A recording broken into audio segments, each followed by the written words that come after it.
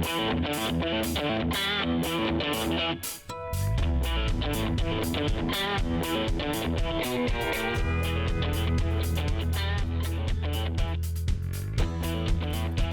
to Party Politics, where we prepare you for your next political conversation.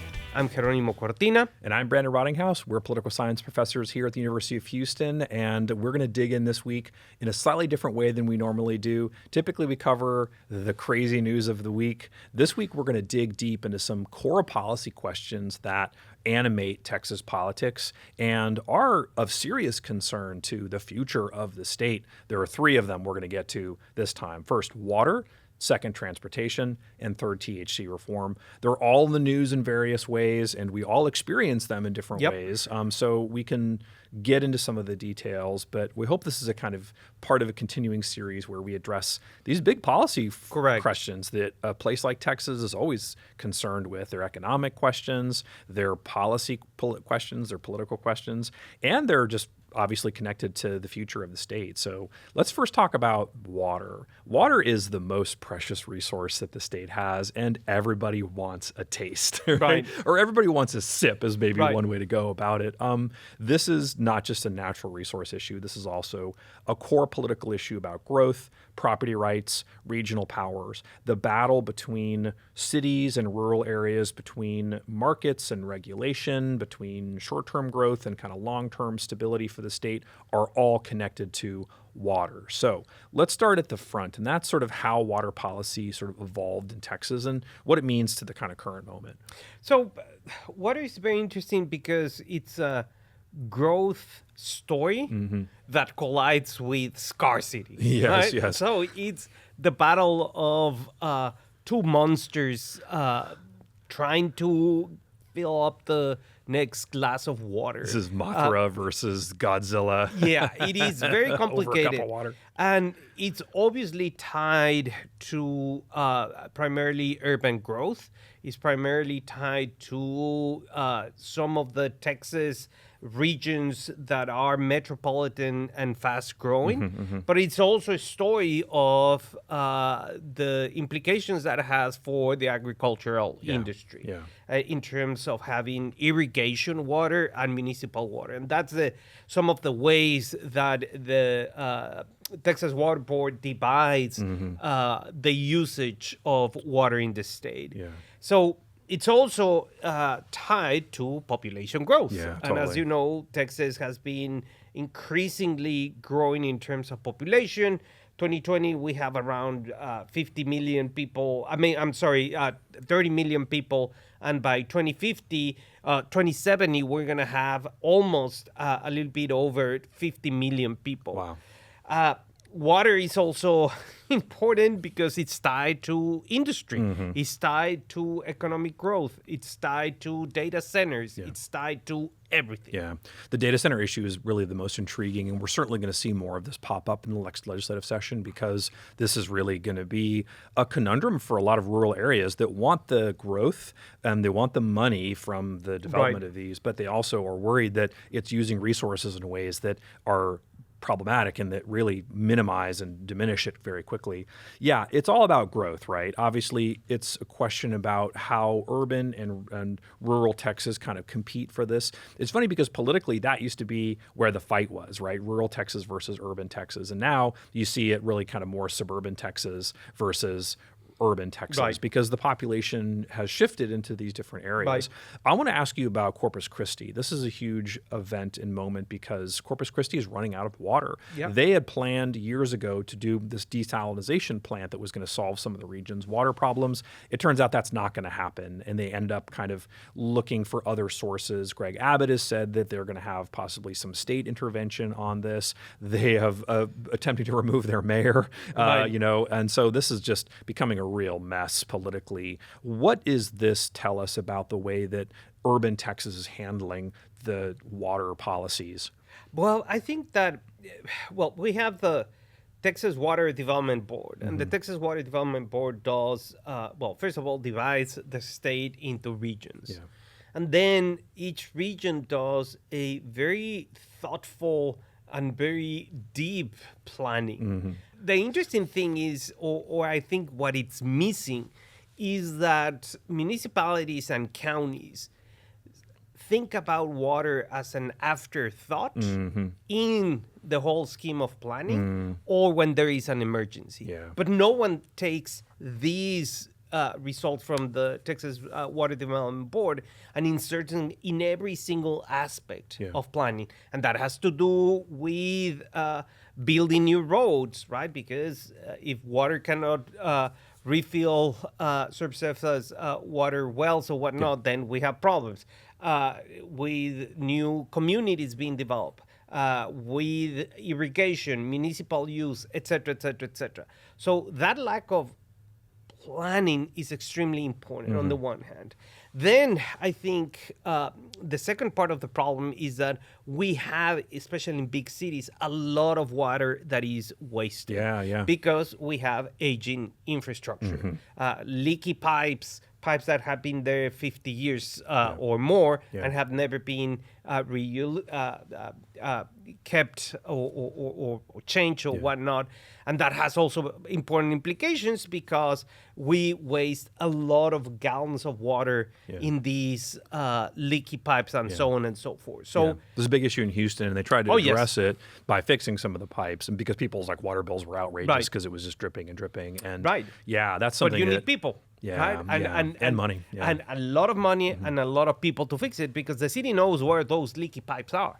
But if you don't have the resources to go in and change them, then it's useless, right? So that's another issue in terms of the planning that counties, municipalities, cities, so on and so forth tend to think about. They don't have a plan, right? Most of them don't have a plan that is going to say, we're going to be changing infrastructure so often and move forward with these constant plan. It's like when the thing exploded, it's like, oh, we need to fix this thing. It's like, but this thing has been there for 30 years. You can't fix it that easy. You knew that you would have to change this thing 30 years ago when you finished building it. That's so true. And these problems are preventable because these are predictable, right? And the other issue is that you have basically drought turns this process into this zero-sum game. So like you said, there's this kind of long-term crisis that the state affects. And you can see this coming from a long way off. The state's more often in drought than not. And so this becomes a problem where you've got to fight over kind of who owns what water, right? So as we know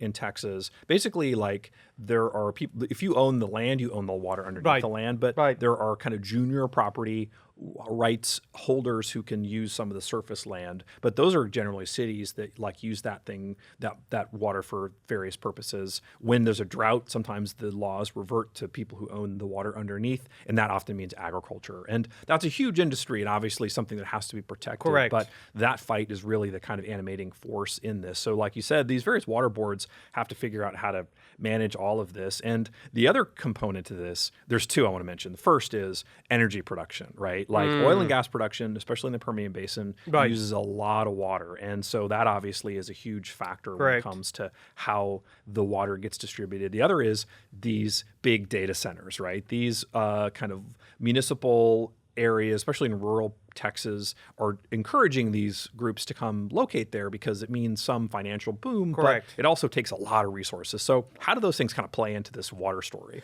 Well, I mean, there has to be a concentrated effort from the state government doing this approach because there is only one water. It's yes, property rights, you own the land, you own the water, yes, indeed. But that water is not your water because that water under the aquifer is connected to other storage, whatever, right? So there has to be a concerted effort in terms of conservation and water loss reduction. Also in terms of implementing good reuse technologies. Also trying to the aquifer storage and these regional coordination is extremely important. And just to give you, an idea, just like changing the HOA requirements of having your front lawn evergreen 365, that could have very important implications for conservation. I didn't know I had to do that. That's my bad. That's why it's always dead. Exactly. Sorry. Or just, for example... So I'm doing my part to save water. You are doing your part. new technologies of permeable, pavement stuff that could just refill aquifers, and so on and so forth. Yeah. So, and also storage. When we have huge storms, Yeah. all that water is, wasted-ish, Yeah. right? Yeah. So it runs off and it runs kind off, of goes right? into the ecosystem. Into the ocean. Yeah. So you could use it and storage it and for other purposes. That's a great point. No, and I think your point about the kind of environmental impact is really good. That is that the political story and the environmental story are connected here, right? And obviously it affects everybody slightly differently, but everyone's sort of in the same vein, right? Where you need to be able to kind of solve the tension for this enforcement of flow standards, but also prioritize human consumption and development. Because like you said, we're growing as a state. You have to be able to have that growth accommodated. That is really the tax base for the state. If that changes in a significant way, then you could have a budget crunch, which creates all kinds of other problems. So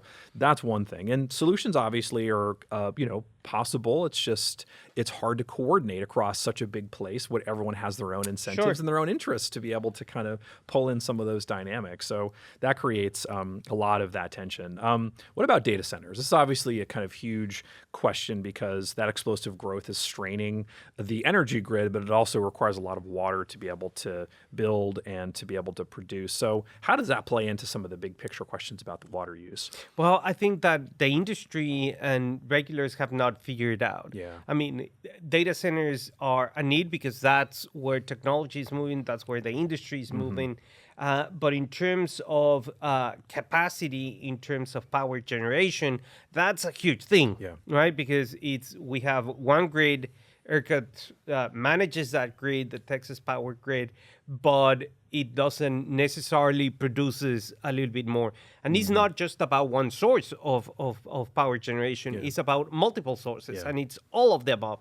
It's coal, absolutely. It's solar, absolutely. It's wind, absolutely.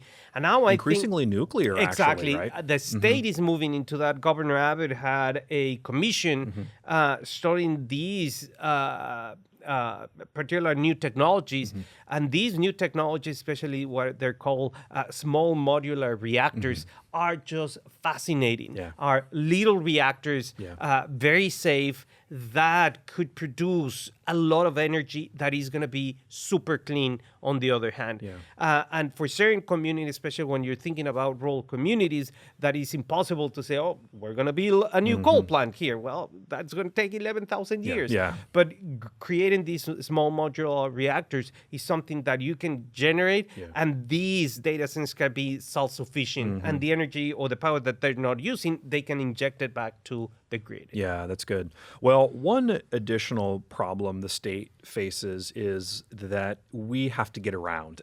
And so transportation is a huge question about the way the state's going to be able to govern itself. Like we said, growth is a huge component to this. The state's adding millions of people every decade, especially in these big urban centers. We don't have to tell anybody listening or watching that it's getting stuck in traffic is a bummer. And part of the reason is because there has been this pressure. The state has proposed efforts to try to funnel off money from certain tax base to fund transportation issues. So Proposition 1 that the voters passed is a way to skim off money from oil and gas revenue. Proposition 7 does the same for some sales tax revenue. So it's just redistributing where that tax money goes, but it's for like this specific fixed purpose. The problem is it's not enough money.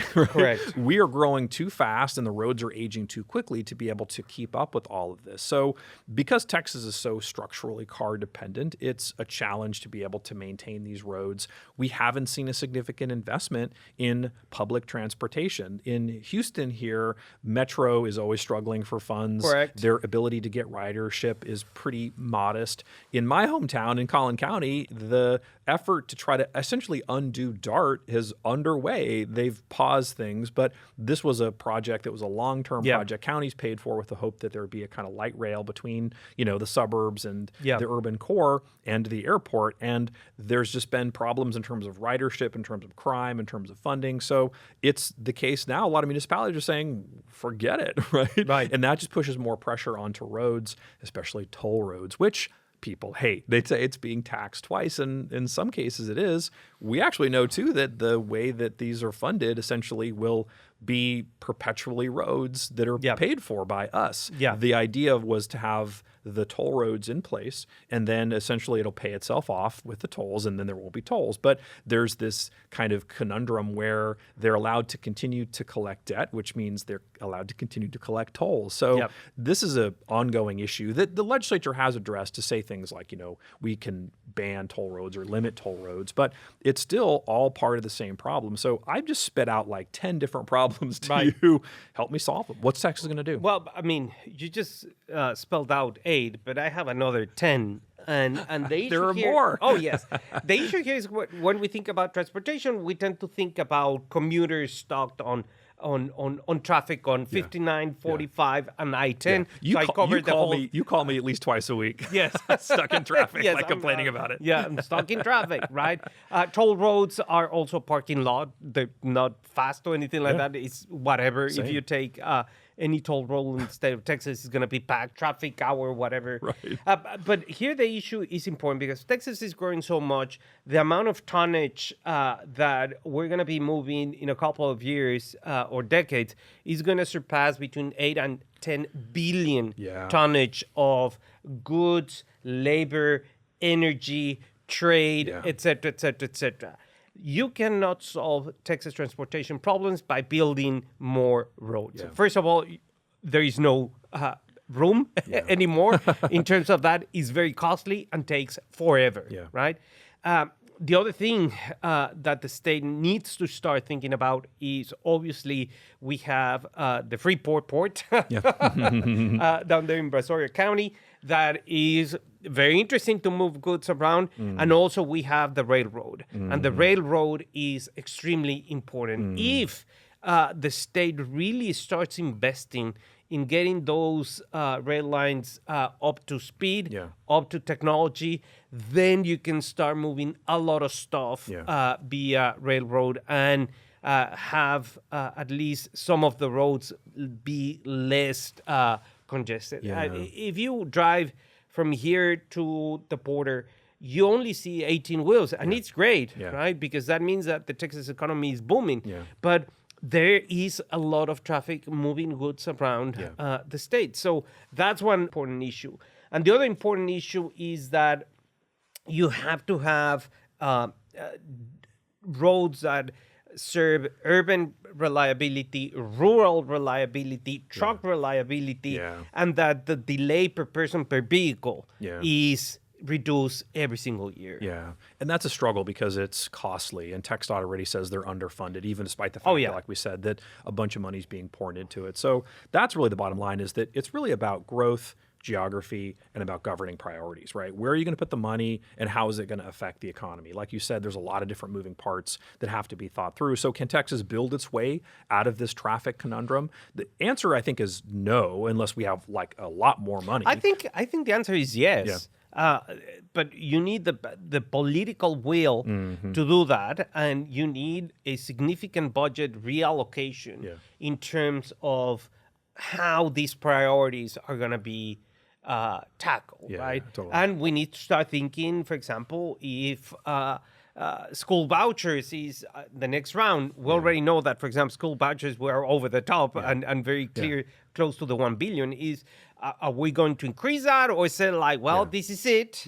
No more money into this thing, and then the money is going to go to these very important issues. Yeah, that's a question, is like a priority question, right? Exactly. Well, the other question too is just sort of what the future looks like for transportation, right? You have managed lanes in terms of like HOV lanes. You have like environmental like vehicles, like EV vehicles, right? Which you need infrastructure to be able to accommodate, right? So that also has implications to taxation, because a lot of the kind of gas tax is connected to the kind of funding for TxDOT and for a lot of these infrastructure and on-road programs. But if people are driving electric vehicles, then they won't be able to pay the gas tax. Right. You have to pay a fee to have one, but that's a one-time deal, and you don't pay gas anymore. So that's an issue, I think, too, that has to be thought through in terms of the future. As that grows and continues to be something that motivates the economy and people's sort of frustration at the pump, they're going to look for alternatives. And that alternative has serious implications to how transportation policy unfolds, especially the funding side of things. The third issue that was on our list of kind of complicated scenarios is about THC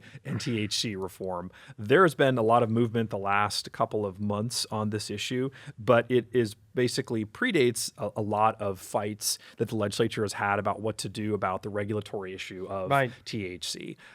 In a nutshell, basically the ledge voted to ban it. The governor vetoed it, saying we're not sure that we're ready to ban it. We want to regulate it. The regulations came out and end up going into effect at the end of this month. The rules basically eliminate smokable hemp products and increase licensing fees. It also has things like increasing child-resistant packaging, increasing licensing fees, like I mentioned, new labeling, testing, and bookkeeping requirements. So there's a lot more kind of financially that's put into this. The effort in terms of the supply side, a lot of purveyors say that it's going to price them out of the market. Correct. This is a huge booming market, $1 billion market in Texas, multiple billions of dollars across the country. The national government, the federal government, basically opened up this loophole to allow for some THC products to be available. It's not like full-blown marijuana, as some states have legalized. It's sort of partially that. It's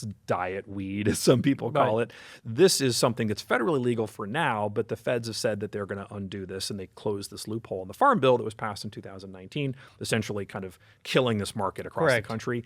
I think they'll probably do something to try to save this, but as it is now in Texas, it's still legal. They're still able to have these regulatory structure around it, and it's a huge booming industry. All those things are coming to this head where something's going to have to be done, right? If the market goes away because the feds have closed this loophole, it's going to kill all these businesses that have tried to invest in this.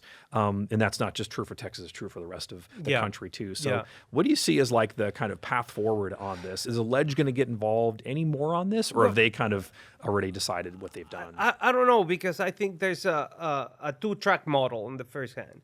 So one is that Texas will become a recreational cannabis state like Colorado or Illinois. To legalize marijuana. Right, to legalize marijuana, right? And that is, as of today, not very likely to happen. I'm not going to bet on that. Right. Then you have the THC market, that hemp, et cetera, that there seems to be willingness on behalf of the state government to regulate tightly, right?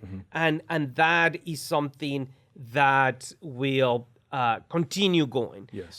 Obviously, marijuana, cannabis is not going to be legalized anytime soon. And then on the other track, you have what would be the compassionate use program. And that has been increasing in terms of the number of issues that can have access to these medical marijuana or medicalize it, or et cetera, right?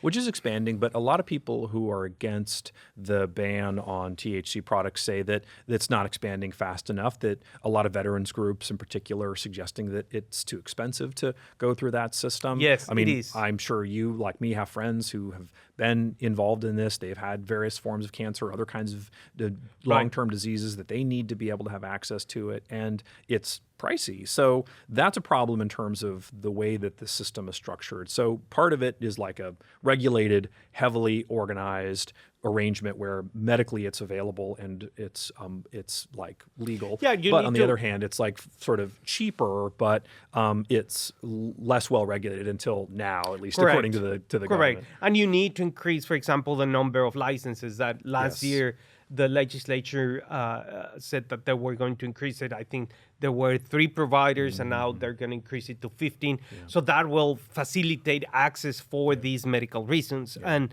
indeed, in terms of when you think about medical marijuana, it has a lot of things in terms, as you say, cancer, PTSD, epilepsy, you name it, and all these things having point implications for patients. But again, is something that is, I think it's moving slowly but surely. Yeah. And then we're going to see, I guess, in a couple of years or whatnot of sessions where the answer in terms of legalizing recreational marijuana comes a knock on the door. I mean, polling suggests that people want it. And so it's not that always the case that people get what they want in these conditions, because there's lots of caveats to it, right? There is a concern about the health implications to marijuana. There's a lot of abuse. Also, it's just the case, too, that it's hard to police that, right? Like, local municipalities don't have the organizational capacity, the enforcement capacity to check to see, like, whether or not the kind of whatever you're smoking isn't, like, legal or it is legal. So, like, there's a lot of problems there that have to be